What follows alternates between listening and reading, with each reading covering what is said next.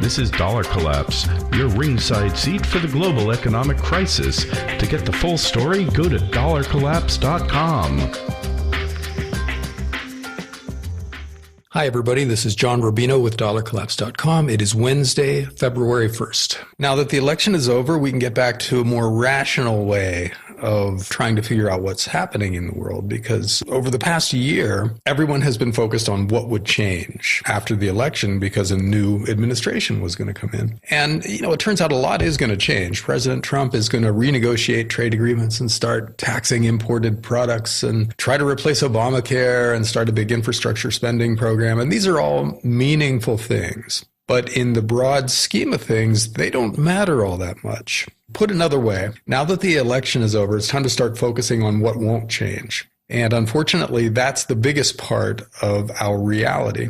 But first, let's talk about something that never changes for us individuals. We all need a good night's sleep. So you might be interested in a cool new kind of bed called a Casper that is revolutionizing that industry. It's a high-tech mattress that combines different types of memory foam to get the best of each. It costs less than most of the competition, it's extraordinarily comfortable, and it's made in the USA. It's delivered to your door in a surprisingly small box, and then once you take it out, it expands to the size that you've chosen, and people love it. It's gotten over 20,000 reviews with an average of 4.8 out of 5 stars. Shipping is free, you can try it for 100 nights with zero risk, and if it's not for you, they'll pick it up, take it away, and refund everything you paid. So sit tight, and later on I'll explain how you can get an even better deal.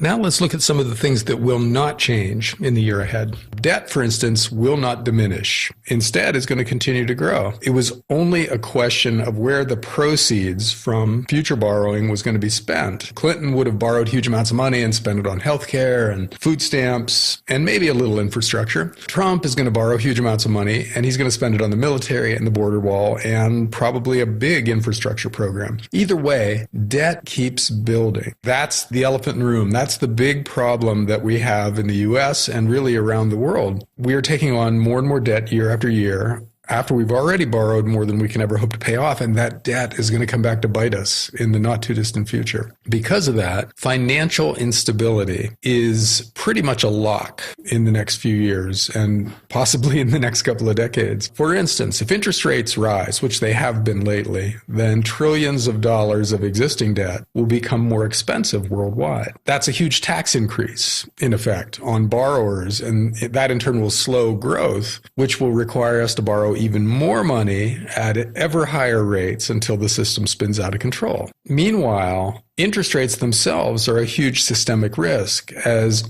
all the hundreds of trillions of dollars of interest rate derivatives, which are essentially bets, where one side bets on rising rates and the other bets on stable or lower rates, when those derivatives are activated by rates rising beyond a certain point as detailed in the bets, the people who are on the wrong side of that bet have to pay off. And since we're talking, as I said, hundreds of trillions of dollars, a number that dwarfs the size of the global economy, for even 1 or 2% of those bets to go bad, in other words, for the counterparty not to be able to pay off when it comes time to settle up, the global financial system is at extreme risk. That's what happened in 2008, 2009 with credit default swaps, which are another kind of derivative where people bet on whether a company will continue to pay the interest on its debt. Well, those went bad and almost brought down the entire financial system and required trillions of dollars of U.S. government guarantees in order to bail out the big banks, who would have all blown up. Citigroup, JP Morgan Chase, and Goldman Sachs wouldn't exist today if the government hadn't bailed them out, and it was because of derivatives. Well, we have a new derivatives problem that's bigger and potentially scarier than that one, linked to interest rates.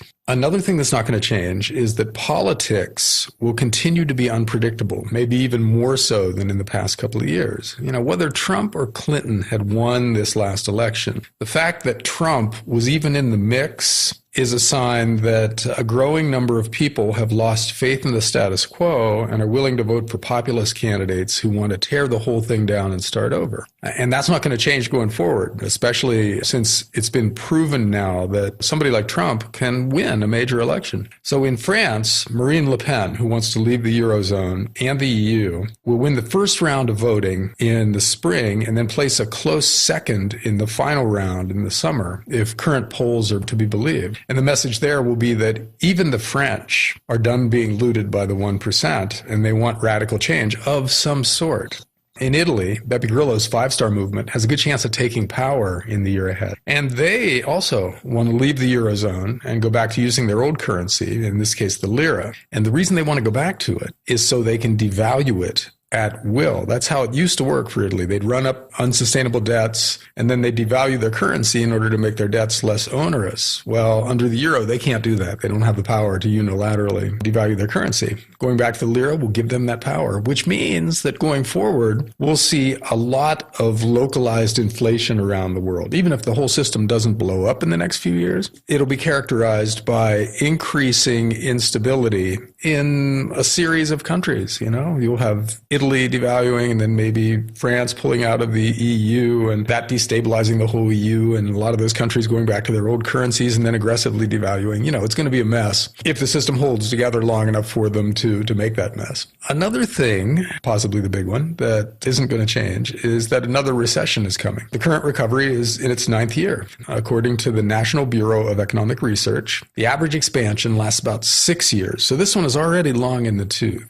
With interest rates rising and general instability on the increase, including with inflation picking up a bit, we're seeing the classic signs of a turn in the business cycle. In other words, things start to get tight, and then the government responds by raising interest rates a bit, and that sends the system into a contraction. It could be 2017 when this happens. It could be 2018, but we should expect a global downturn to start gaining speed in the not-too-distant future. And there's nothing a president can do about the business cycle. That's something that is bigger and more entrenched than, this year's tax rates, or whether we borrow $500 billion or $1 trillion this year. It just doesn't matter, because those things are much smaller than the overall size of the global economy. A recession this time around is especially dangerous because of all the debt that we've taken on. So we may not be able to handle the next recession without it metastasizing into something a lot more serious. And that's what everybody's worried about. So expect extreme responses from the world's governments when that inevitable recession comes, which means immense deficits, extremely low interest rates, probably negative across the board in a lot of major countries, and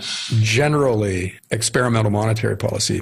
Central banks will start buying equities, almost certainly. They're already doing it in Japan and Switzerland, and to a lesser extent in Hong Kong. Expect the European Central Bank and the Fed to be buying equities by this time, 2018, give or take. What does that mean? Who knows? This is all uncharted territory, and it's all experimental. But I think we can say with a high degree of confidence that it won't be good in the long run, and possibly won't be good in the short run. In other words, we're all going to need to be well rested for what's coming. So here's that deal that I promised you on a new Casper mattress. Go to their site, www.casper.com/dollar, and input the code dollar, DOLLAR, and you get $50 back on any Casper mattress. Try it. There's a good chance you'll love it. That's all for now. Back in a week or two with more.